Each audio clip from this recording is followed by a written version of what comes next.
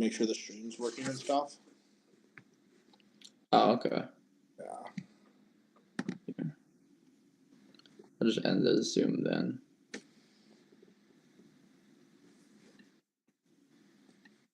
We're live probably right now talking about this. So what account are you on? Well, we're live right now. Okay. On MPG Fitness. Okay. All right, ready? Time to intro. What's going on, guys?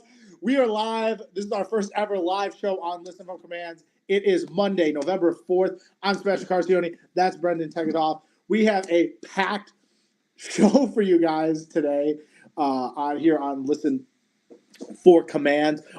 First off, we're going to talk about Taylor Atwood. He made an announcement that he's going to go to 83. And will he show up at Nats? Will he show up? That's the question. We're also going to talk about Bob Matthews being an absolute mutant. And we're going to finish up with some spicy stuff on r/powerlifting. How's it going, Brendan? Not too bad, man. I mean, I had like a win and a loss last night. I saw the Ravens kick ass, put belt to ass on the Broncos, and then I was happy. I was like, get to see my hometown Bears maybe pick up a win here. And yeah, no, we're not talking about the Bears. We're not talking about the Bears. All right, it's tough because like so you watch something. We've been talking about McAfee a lot because we're kind of trying to imitate a lot of what he does. The trouble with powerlifting is all I want to do is talk about football. Okay, like because football, they actually played a game yesterday. And so there's something to talk about, right? In powerlifting, we just don't have enough content to really talk about. So we got to talk about like people who competed 2 weeks ago, right? Yeah. And we got to talk about people's training and stuff. And that's fine. Maybe that's the way the sport's going. But I just want to go on the record saying I don't like it. Oh, you know what we forgot? We didn't talk about my massive survey I just put out. We're going to have to deal with Let's lead with that. Let's lead with the survey. So for those of you, I've got we're doing a bunch of new things with this stream. Maybe some people are watching. We got to put the link out prior. Right. So we can put the link out so people know we're going live, and then we can put a countdown, and then people can at least maybe drive some traffic from IG. Onto the. If I swipe up, will this turn off? Yeah. Oops. Whoopsies. Okay, so I can't go on my phone while I'm doing this. So that's I guess good and bad. But I can go on. Okay, this is all testing. We're testing this stuff. It's fine. It's good. And then we'll keep it short. So hopefully the file size isn't too big when you do want to redo some stuff. So anyway, I did we'll talk about this. I put out a survey. I wanted it to be a massive survey. I wanted to get a ton of data, ton of information about powerlifters in general. So I think federations already do a really bad job of listening, right? I don't know if it's an ego thing. I don't know if it's I know more than you type thing.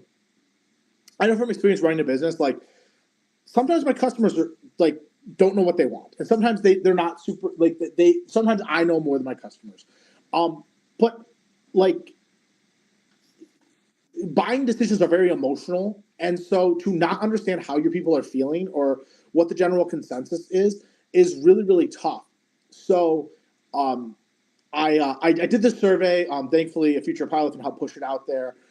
Abs is going to help push it out there. I networked with a lot of people. I sent it a ton of DMs trying to get a bunch of people to do it. And so it asked, a basic demographic information, age, gender, college education, are you in college, stuff like that. And so I wanted to collect data. And initial results came in. A couple questions that were interesting to me was I just want to know what federation people were coming from. I wanted to know what else was on that survey. See, I wish I could pull it up. Oh, I might be able to pull it up on this computer. Okay. Cool. I can pull it up so we can read some of that stuff. I don't want to spend too much time on this because I want to get to the other topics and then. I took the survey and a bulk of it was attributed or it was directed towards the broadcasting as well. Yeah, I mean, because that's what. So that's what I wanted to do was I feel like a couple things happened. So federations, one, don't survey, period. And if they do survey, they don't post the results publicly. So like there's zero accountability. If I post a survey and I don't go over the results with you or I don't publish the results, how can people know like what people are actually feeling? I'm going to go ahead and pull this up. I'm going to kind of go over it a little. And we are going to do, I'm literally going to do a live where I go over every single blip.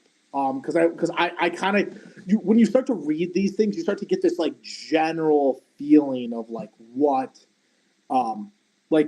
people are talking about, like what matters to people. I start to get this general feeling of everything. So, yeah, it's not, doesn't really like it right now. Try again. We have 119 responses, which is phenomenal. A lot. That's like, I thought we'd get some decent once Mike was able to push it out there. So age, gender, and then are you currently taking classes at a university in pursuit of a degree? So the reason I asked it like that is I didn't want to ask people, do you have a college degree?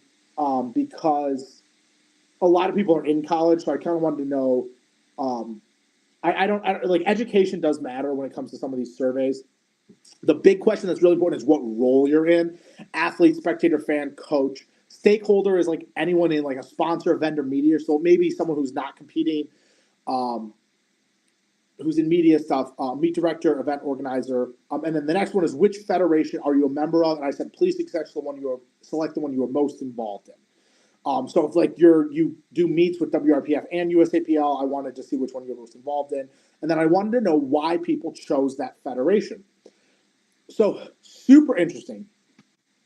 Broadly, people answered why they chose. So the reason people chose the federation, if it was Powerlifting America, the reason they chose it was the path to worlds. Second to that was obvious, super easy, obvious. The second to that was that their handlers could work with them. Their coaches could work with them. And that's super interesting as we talked about in context with Article 14. A lot of coaches switched because of Article 14 and basically forced their athletes to switch. But it doesn't really matter because for most of those athletes, they aren't high level enough for it to matter anyway. People who chose USAPL, it was mainly availability of meets and it was the collegiate level. So, I mean, the survey really is just confirming what we already know. We already know that people are staying in the USAPL, one, because of availability, or two, because of the collegiate level. And we know people are going to Powerlifting America because the level of competition and going to Worlds. So, like, it's not telling us anything we don't have to know. We don't already know, but it's just confirming our priors, really. I mean, I really didn't learn a whole lot. I mean, there were some interesting feedback things. But I really didn't learn a whole lot. It's just more it's confirmation of what my hypotheses were. Next one was on a scale of 1 to 5, 5 being the best. How good of a job is your federation doing? So that was just I just wanted that's like favorability. So when politicians do poll, what percentage of people find you favorably? Powerlifting America was getting a lot of 4s and 5s. USAPL was like getting 3 minuses. People are not really people who chose USAPL are not very happy with how USAPL is going. And so whether or not that's actually true, because USAPL does have the most members, their membership is growing, all these things, people still don't find you very favorably. So you should probably ask why people don't find you very favorably. Powerlifting America, which in the public eye, because of Article 14, has all these black eyes, people are rating the federation very favorably for people who are actually members. Next one was what suggestions do you have for your federation for them to help improve? That was open answer, so like there were a lot of different answers. The big thing with Powerlifting America was drug testing and meat availability. USAPL people had a lot of scattered opinions. There wasn't anything uniform. People were like, get more pro athletes. Like, like how are you going to do that for USAPL? It was scattered answers. Like, and that's so indicative of just how USAPL is, where they don't really have. Everyone has a different thing that USAPL could do to improve, and they're not really focusing on anything. So it's really interesting. Next one was, should Article 14 be removed? The only reason I put this one on here is obviously a majority of people don't like Article 14. I just wanted to get an actual number. Like what percentage number of people? And it's 90-10. 10 is actually higher than I thought. I thought 10% was rather high in terms of what Yeah. You would anticipate. Yes, it was high, it was higher than what I anticipated. I anticipated it would be even greater. I just think if people said no, they just don't care. Like, it just doesn't matter. Like me, I don't really care about Article 14. I was one of the no's. I said like no because I didn't really care, and I saw some, like I see some rationality behind it. It's like There's you hold on, made hold on. The only rationale behind it is nefarious. The only reason it exists is so that IPF can control their athletes, and that's like that's fine. It's but it their doesn't. federation; they can make whatever rules they want. You know, if you don't like I, it, go somewhere else. Yeah, I mean, once you made an analogy, it was about like how the UFC is to McGregor or vice versa, and it's like they wouldn't want to let him compete somewhere else. Well, It's no, like no, no. what's So the the pride and problem, joy? I'm not a huge fan of Article 14 in that sense because if the athletes were paid, then that'd be fine. You can do whatever the fuck. Just contract the athletes, like you'd be fine.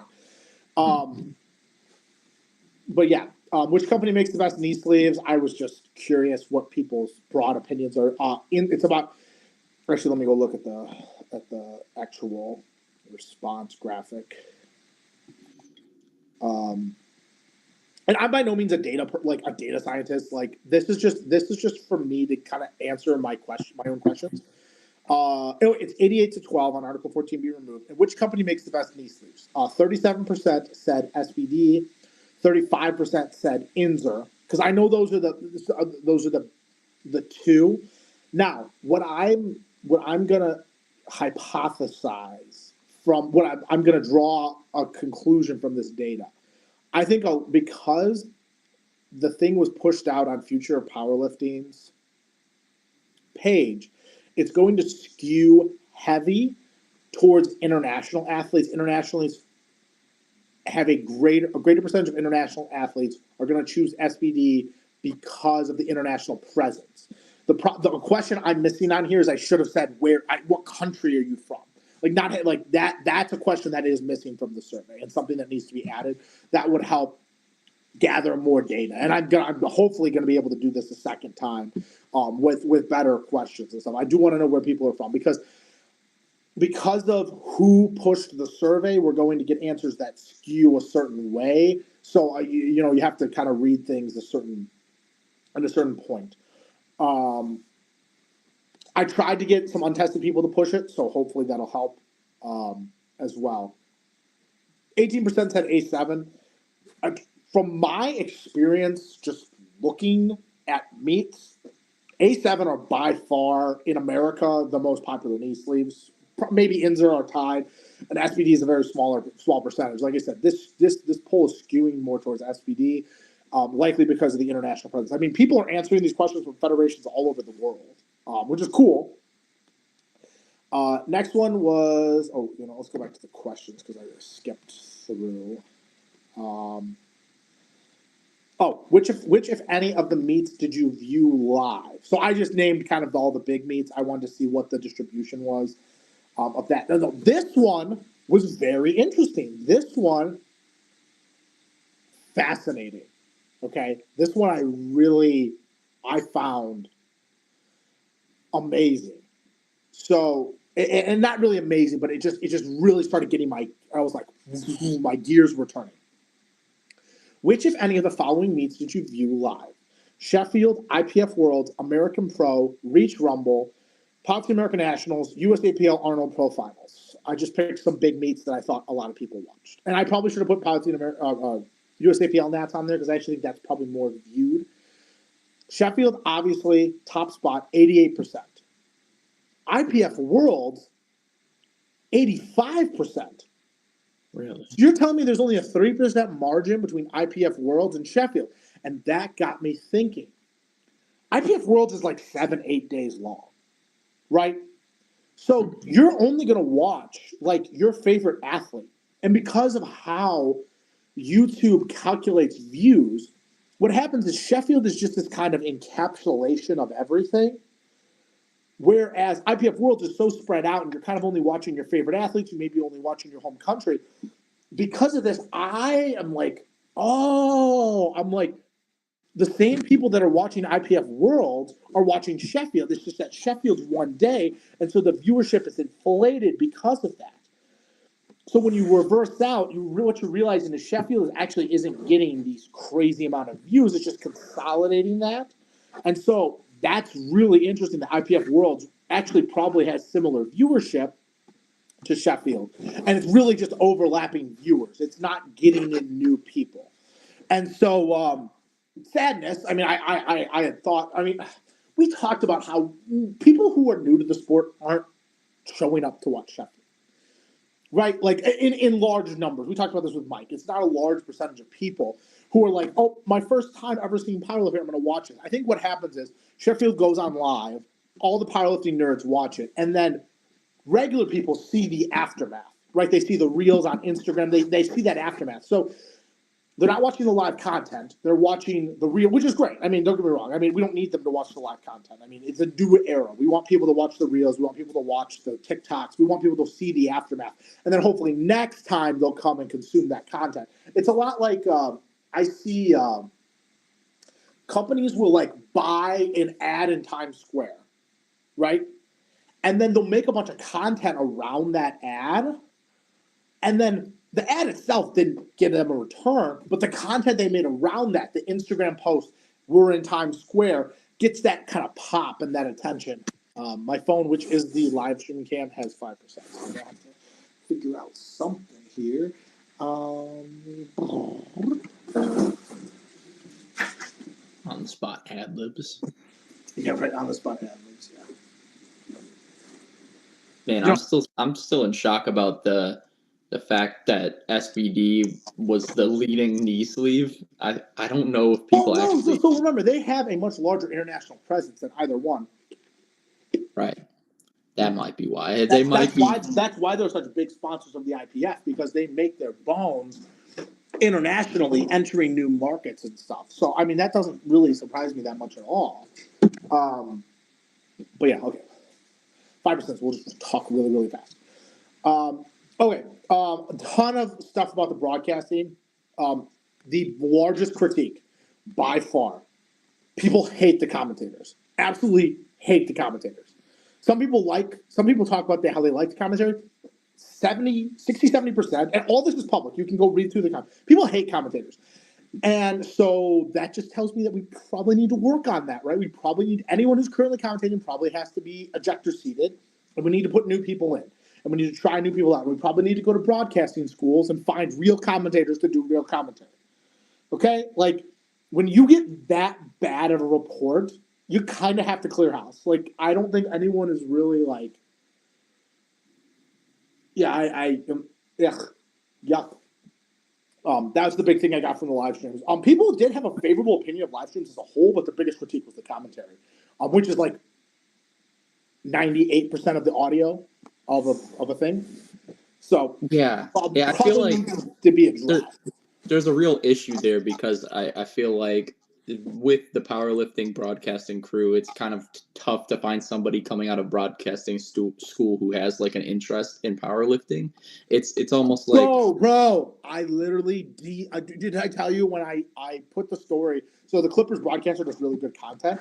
I literally reposted this thing. I'm like, it's my dream to have him do a powerlifting meet, and he slides in my DMs and he goes, "Yeah, I'm totally down to do a powerlifting meet. Some of my friends are powerlifters during the off season. Let's do it." I'm like, no, what you do is you find someone who's a professional broadcaster, you have them come out for that one day for the event, right. You pay them well, and it solves that problem. And then that person can actually do some more than just do the broadcast. They can help teach you how professionals do the broadcast. They can teach you all these things. I'd be more than happy if you found someone who was good to pay that person to honestly help change the narratives and do narrative development and stuff. But yeah, at some point I am going to have to get the charger. I was not prepared for this. But yeah, and we're live. That's funny. Oh, we're 19 minutes in. Interesting. All right. See, this is where it'd be nice to have a chat, because then I can run away and then do that. Chat can just entertain itself. Well, so no, and this is where we could probably go. We could eventually go to like a dead screen. No, it's gonna take me 2 seconds to get my charger. Brendan, entertain the masses while I go get my charger. Exactly.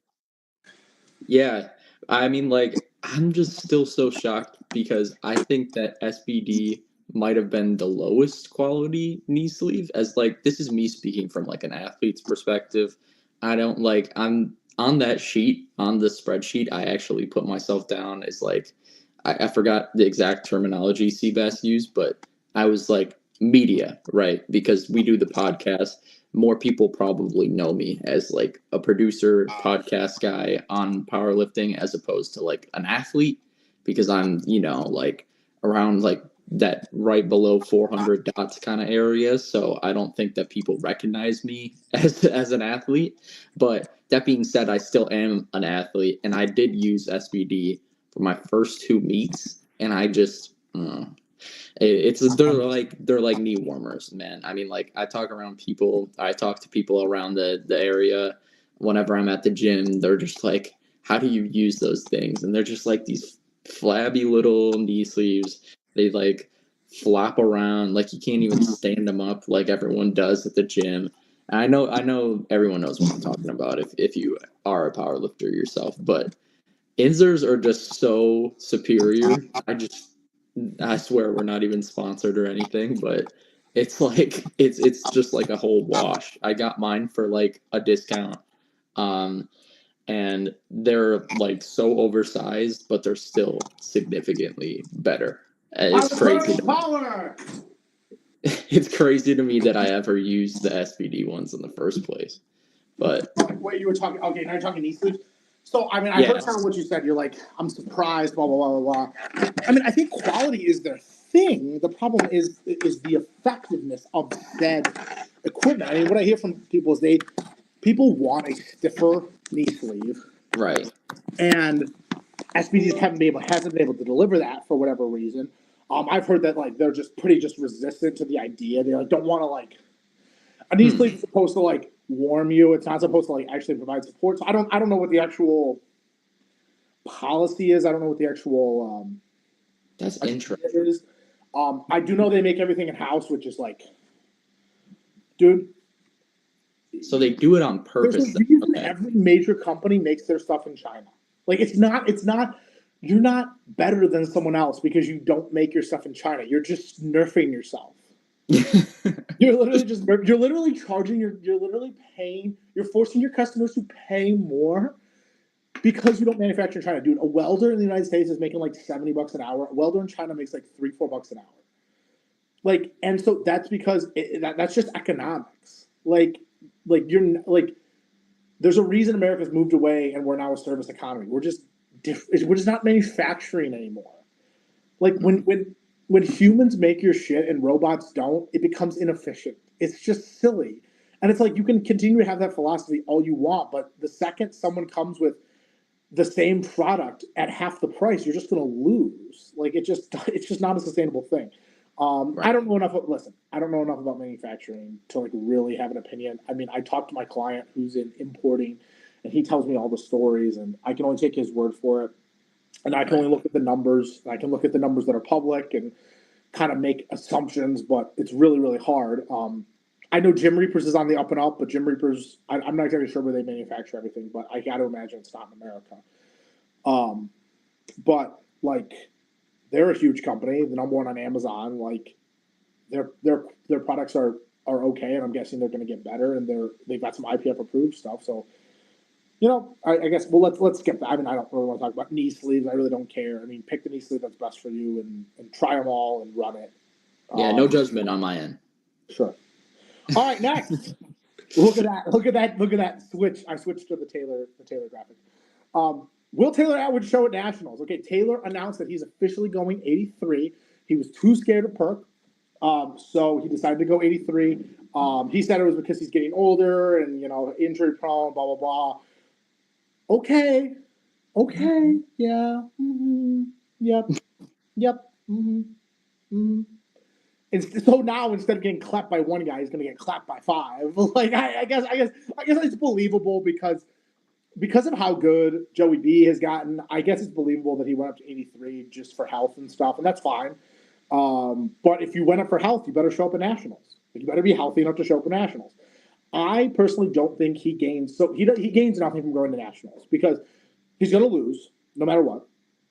And because he's going to lose, it's going to ruin his legacy. So I just think he doesn't show up. The only other option he has is he can show up, take fourth or fifth, and then like leave his shoes on the platform. For those of you who don't know, like wrestlers, when they quit, they leave their shoes on the platform. He could retire. Like, he could retire, and then he would still be the story. He could say, hey, I had a great career. I'm going out on a high note. I just wanted to come back one more time. He could do that, but I don't think so. I don't think he shows up. And like he's either not going to show up. There's no way he shows up and loses and doesn't retire. Like he has to. I just don't see him as someone who's going to show up and just take it out. I just don't. I don't think that's going to happen. That's a good point. I mean, at this point, there's really not even anything going on because he's not going to go head to head with Perk. The 83s are an absolutely stacked class. He's not going to out total Joe. He's probably not going to out total Russ. He's not going to out total Delaney. So he's just like I said, there's one or two things that happen. He won't show up, and then he can still talk about blah blah blah. Could have beat Perk, but I just don't. I don't. Yeah, I'd say that like his philosophy and moving up kind of forebodes for retirement. Like I think that you made a really good point there in saying that like he could be doing this meet just to like retire, but I kind of reside more in that boat where it's like I think that he might go up there, lose, and retire. As harsh as I don't think he goes up there, loses, and then like goes and does like SPD Raleigh, and then like I just can't see that. I mean, I just can't at all. I think he's opened the door to that possibility. I think that's most likely what's going to happen. There's just no. Yeah, I mean. Yeah, I don't see any other sort of scenarios. I see no. Yeah, there's only one. He's definitely not going 74 because he'd just get crushed, and that would maybe ruin his legacy. Because in this sport, it's not like the other ones where like the LeBron and MJ debate can happen forever. Forever. It can happen forever because you can compare eras, you compare different stuff. In powerlifting, numbers are numbers. That's true. Like, bro, numbers are numbers. Like, that's it. Like most real sports fans aren't like powerlifters do this stupid thing where they're like, oh, but how many world titles do you have? And it's like that's not you have one of the few sports with an objective metric. Who's the best of all time? Right. Like if Usain Bolt, had he just gone to one Olympics, would have been the greatest of all time. The people who are the greatest of all time have the records. That's it. Other than that, that's it. Like, that's the end. Like, Michael Johnson isn't the greatest of all time. He's great, but just because he had all those titles and stuff, he's not, because people have come and surpassed him. You know? Like, you can't be the GOAT and not have the record. I can't believe you just said that in the city of Chicago. What? I said Michael Johnson, not Michael Jordan. Oh, I thought you were talking about Jordan. No, I'm talking about Michael Johnson. I'm talking about track. But anyway, I mean, that's what I have to say about Taylor. It's probably over. Like, it's probably on the other side. But let's talk about current events.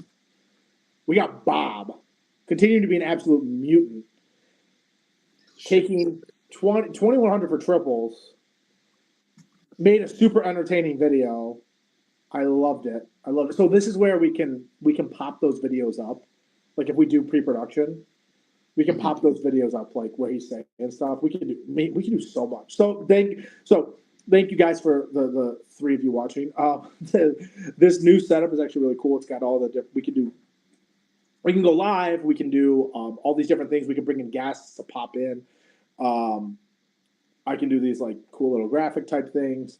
And then we could hopefully like put some videos in. But they did a back and forth that was so good. Dude, if Bob catches Rondell, that's gonna be one hell of a Worlds. Too bad Worlds is so lame, but that would be so cool. I don't think that betting against Bob at this point is ever gonna be a good wager. He's especially how light his body weight is, the upward momentum he has. Now, remember, when you're at a certain point, the extra body weight is not necessarily going to be a good thing. It's going to positively impact your squat and negatively impact your deadlift. And so, I mean, I think Bob's probably pretty conscious of that. I think he's got a lot of room. I mean, you look how small his waist is. He's probably got plenty of room to add some weight. He's also probably like drinking tons. When he weighs in, he's weighing in thick as fuck. Like he's weighing in with tons of body weight on him, like tons of water, like no consciousness of any of that stuff. So he's probably, if he didn't drink water, he'd probably be at that 105. Mm-hmm. But yeah, I mean, he continues to be a mutant. Yeah, if we were rolling the clip while we talked over it, that would be cool. I would love to do that. We'll have to cut that up. That is a lot of pre-production work, but I think that'd be kind of cool. But yeah, it's sad we're not going to see him at Sheffield. But that's basically it. All right, we ready to move to R? You got anything on that, or we're going to move to r/powerlifting? No, not on that. I'm just still thinking about like how horrible of a decision it would have been for Taylor to move down to 74s. Or stay at 74? Yeah, that would have been. Well, Perk, really his last meet totaled over 430 kgs, and he's 74 right now. And I mean, Taylor was like a hefty 80 some kgs when he did his meet. He'd have to cut 10 pounds and then put on like an extra at least 9 kgs to his total. Yeah, no, I know. I mean, when we saw what he weighed in at, we knew he wasn't going 74. That would be kind of cool though. But yeah, no. All right, today we're gonna do r/powerlifting. All right, today we're talking about the untested side. What a joke that is. So if you think leadership on the IPF side is bad, oh my God, so guys, what's so great about, not great, but like leadership, you get measured. What's great about leadership is you get measured by your results, right? If you win the Super Bowl every year and you're a general manager, you're never getting fired, right? Never. If you win if you're the Chiefs general manager, you have the most secure job in all of sports, right? And it doesn't matter that you have Patrick Mahomes. It doesn't matter that you have Andy Reid. You're secure because no one wants to change the status quo if you're doing well, right? The IPF, not by my standards, but by most people's standards, is doing a great job. They've got Sheffield to look forward to. They do Worlds. It's well produced. People don't like Article 14, but Article 14 doesn't matter if you're in the IPF. So if you're in the IPF and you're actually voting, you don't care. So we're going to talk about WRPF and Pilots United. So someone shared this email. Now, keep in mind, this email could have been fake and could have been all these things, blah, blah, blah, blah, blah. So it says, I've shared this a couple weeks ago and taken it down due to privacy concerns. I've removed emails and a link. It's not a surprise about Russell Kern and the WRPF. Plenty of rumors circulate over the past years. What is disturbing is that Anna Perez was the leader of the WRPF, helped Russell cover up for years, and now the president of Powerlifting United. In this letter, Anna admits to cover up sexual harassment, misconduct, prostitution, drug dealing, blah, blah, blah, blah, blah. She was complicit until she stopped getting paid. When people question these changes online, Powerlifting United response had either been, we won't discuss the details, or give no reply, deleting dozens of comments. Now, I'm not involved with WRPF or Powerlifting United. I really don't care. From what I gather, like most of the stuff they do is it's for untested. It's who want to do gear. They have some really okay. For me, I'm the pie in the sky guy. I have some really pie in the sky ideas. The shit they're talking about is pie in the sky, but it's not even a good flavor. Okay, it's like pie in the sky, but it's like spinach and glass pie. Okay. I love that.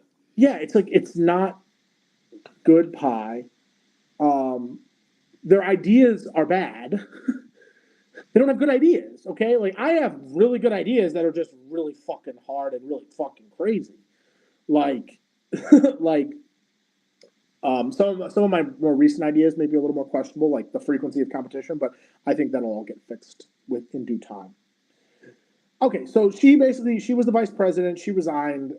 This is just such a complicated story, and it's also so irrelevant. I don't really want to touch on it, but it was put on r/powerlifting, and since we do r/powerlifting, I want to talk about it. But like, I think it's it's just a bigger picture of like. The biggest problem with all this drama is it's happening irrelevantly, right? It's like, oh, there's drama at Planet Fitness. No one gives a fuck about Planet Fitness. No one cares. Okay, so she's resigning, and she cites underpayment, consistent underpayment for my role as an executive, and the responsibilities that come with it. Under my leadership, we went from over 220K in revenue to 450K. That's not a lot of revenue. Like a single Starbucks location does like 4 or 5 million a year. So that's not a lot of revenue. And so also, how much do you expect to get paid as a percentage if you're only making 450K? Like a business that makes 450K, like the top level person's making like 50K. So I don't know what they're getting paid. So I don't know. Constant issues and lack of transparency with WRPF funds. You have admitted to the this is saucy. You've admitted to the misuse of WRPF funds to finance unrelated side businesses and personal endeavors, aka your freaky tiki sex toy novelty company and your adult themed content production. You spent your time investing that instead of the WRPF. You accumulated unnecessary debts because you didn't want to give anyone else access to accounts in order to make payment. Okay, so obviously someone else leaked this email to like make her look bad, and it does make her look really, really bad. Because she's complaining about all these things that, like, dude, I would have quit. You quit. If you hear about this stuff, you gotta quit. Freaky tiki sex toy novelty. This is absolutely insane. I mean, like, regardless, I kind of want to read some more of the comments. This is just juicy. It's just like, I love it. This is the top. I'm in the same boat. This comment is great. I just want to read the comments because it's just kind of funny. Incredible sociological study here about powerlifting culture in general. Item 1, fuck you, pay me, get your shit together. Item 23, why are you doing sex trafficking? And the one in the comment is, I love it. That guy definitely has no involvement at all. He's just here for the ride. Just like us.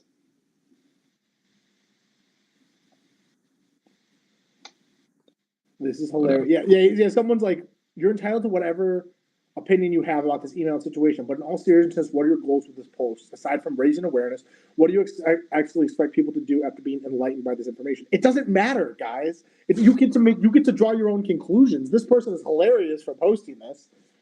It's really oh, here we go. Smells like Steve. Okay, this post should read Russell Current corruption and how a new Fed was started to get him out of powerlifting. But you seem biased against these individuals, so I guess it's irrelevant. As people have stated, every Fed has their own issues. The Fed drama in the last 24 to 36 months hasn't caused mass migration. It's caused people to leave the sport. Yeah, this is true.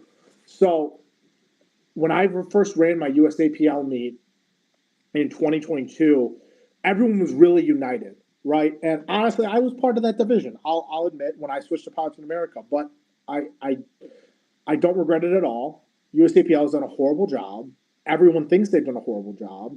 Like, and it sucks that people are leaving powerlifting, but like, they'll come, like, not that they're going to come back. It's just like, we don't have the right structure to retain people anyway. The current structure is so bad. No. The current structure is so bad. All right. I think Seabass's phone died, y'all. I don't know.